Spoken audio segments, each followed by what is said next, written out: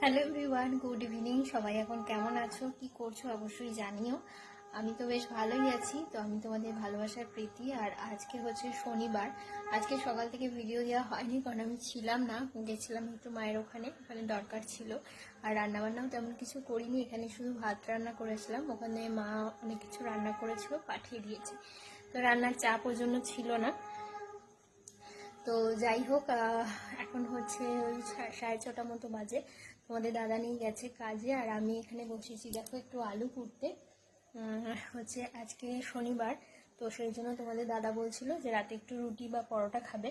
তো আজকে রাতে ওই জন্য করবো একটু পরোটা, সেটাই রান্না করবো। তার সাথে তরকারি আছে, মাওবেলা একটু কচু বা আলু বড়ি এসব দিয়ে একটা নিরামিষ সবজি তরকারি করেছে। তোমাদের দাদা বললো সবজি তরকারি দিয়ে পরোটাটা খাবে, আর একটুখানি আলু ভাজা করতে। তো ওর আর আমার মতো অল্প করে একটু আলু ভাজা করবো। তো এটাই আজকে রাতের ডিনার। মিষ্টিও আছে, হয়ে যাবে। তো এই আর কি। আর কদিন ধরে না শরীরটা খুব খারাপ করছে, কেন করছে নিজেও জানি না। আর একটা কথা বলি, তোমাদের সঙ্গে খুব তাড়াতাড়ি একটা ভালো কিছু শেয়ার করতে চলেছি, খুব খুব তাড়াতাড়ি। সেটা আজকাল করেই হবে হয়তো, তোমরা ভিডিও পেয়ে যাবে।